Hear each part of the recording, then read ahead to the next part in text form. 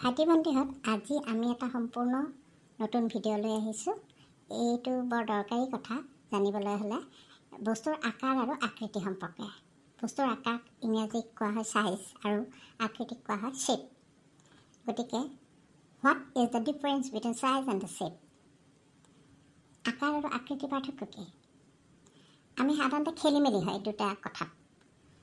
এতিয়া আমাৰ স্ক্ৰীনখনত দিয়া আছে তিনিটা বলৰ ছবি, এটা সৰু আকাৰৰ, এটা মধ্যমীয়া আকাৰৰ আৰু এটা ডাঙৰ আকাৰৰ, হয়নে?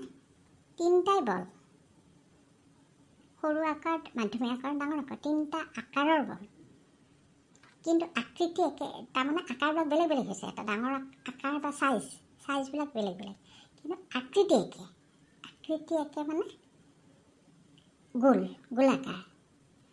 সৰুটো বলৰ বলটো গোলাকাৰ, মধ্যমীয়া বলটো গোলাকাৰ, ডাঙৰ বলটো গোলাকাৰ।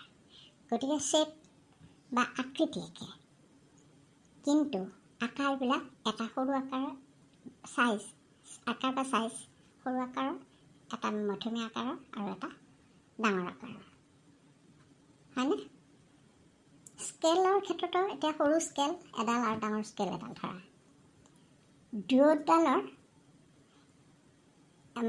দুয়োডালৰ চাইজ বা আকাৰ দুয়োৰে মাজত পাৰ্থক্য আছে, হয়নে? এটা ডাঙৰ আকাৰৰ চাইজৰ আৰু এটা সৰু চাইজৰ, কিন্তু আকৃতি যিটো দীঘলীয়া আৰু চাৰিচুকীয়া ধৰণৰ যিটো আকৃতি বা শ্বেপ, সেই দুটা একেই।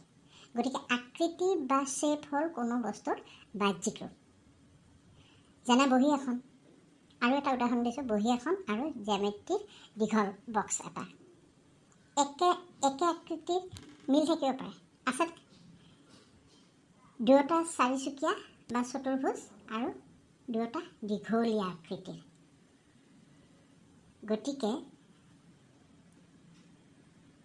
শ্বেপ বা আকৃতিৰ হৈছে বস্তুৰ বাহ্যিক ৰূপ। গতিকে চাইজ বা আকাৰৰ ডাঙৰ সৰু হ'ব পাৰে, যেনে বল তিনিটাৰ আকাৰ ডাঙৰ সৰু হ'ব পাৰে, কিন্তু আকৃতি বা শ্বেপটো কিন্তু ইহঁতৰ একেই, যেনে গোলাকাৰ। বুজি পালানে বাৰু?